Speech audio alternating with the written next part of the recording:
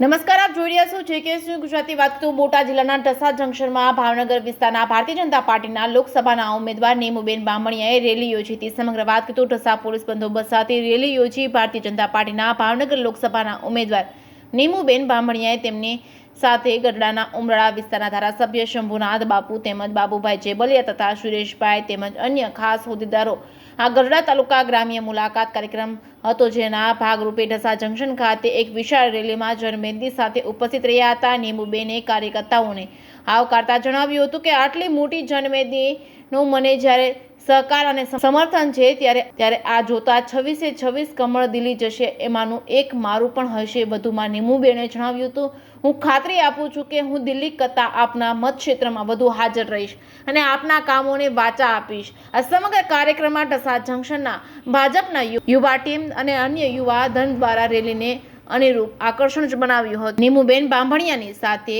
ભાજપના સ્થાનિક હોદ્દેદારો તેમજ આજુબાજુના ગામના નાગરિકો, જિલ્લા, તાલુકા અને રાજ્ય સુધીના પદાધિકારીઓ હાજર રહ્યા હતા. JKS ન્યૂઝ ગુજરાતી સાથે આસિફ રવાણી, ઢસા.